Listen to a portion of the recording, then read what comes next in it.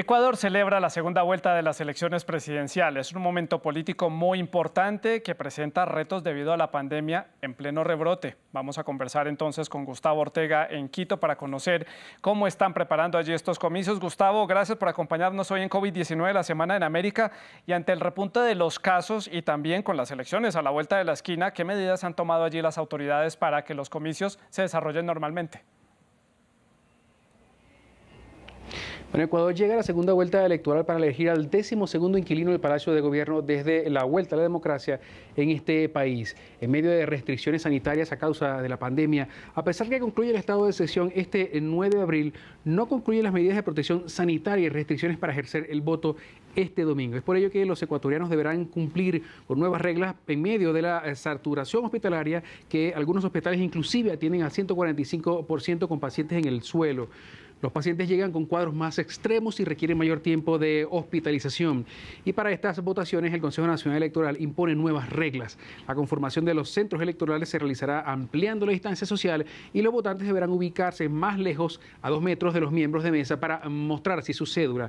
Se evitarán las concentraciones y grandes filas como sucedió en la primera vuelta electoral y se priorizará el flujo de personas e ingresos y salidas separadas de los electores en los centros de votación. Y los militares y policías fueron capacitados para evitar así las aglomeraciones. Habrá libre circulación vehicular durante el fin de semana, pero se retomarán las restricciones desde el 12 de abril. Paralelamente, algunas autoridades municipales buscan que se extienda el estado de excepción durante 15 días más luego de las elecciones. Inclusive se deberá aportar su propio bolígrafo y ya no se exhorta a votar por el terminal de cédula, sino a votar de manera fluida para evitar las concentraciones. Gustavo, y hubo remesón político allá en Ecuador porque llegó un nuevo ministro de Salud. El presidente lo nombró. ¿De quién se trata? ¿Quién asume esta cartera en pleno rebrote de COVID-19 con las elecciones a la vuelta de la esquina y el país sin dar síntomas de mejorar en cuanto a la pandemia?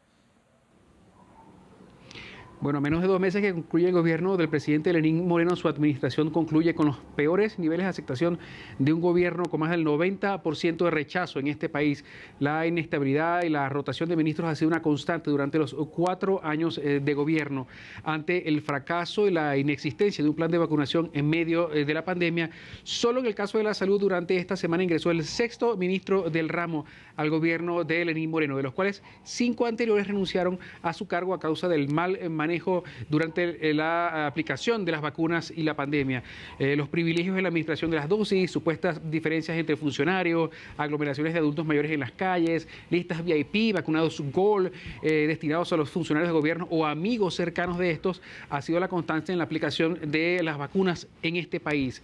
Eso sin tomar en cuenta que durante la administración de Lenín Moreno pasaron 4 vicepresidentes, 7 ministros de Ambiente, 7 secretarios de Comunicación, 5 ministros de Vivienda, 5 ministros de Gobierno y 5 ministros de Transporte. Gustavo, al igual que en otros países de la región, la vacunación es la gran apuesta de las autoridades sanitarias allí. ¿Cómo está avanzando entonces la vacunación en Ecuador?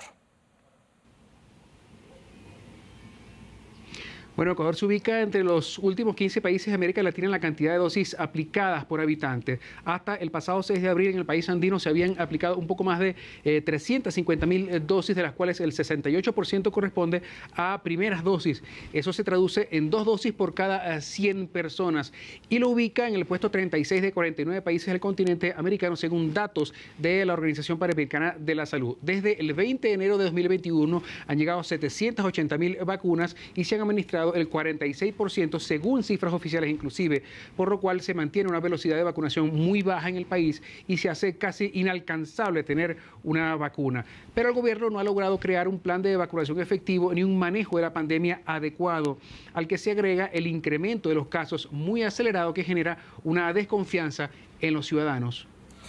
Gustavo, pues importante el caso de Ecuador por las elecciones para este fin de semana. Gracias por este reporte desde la ciudad de Quito.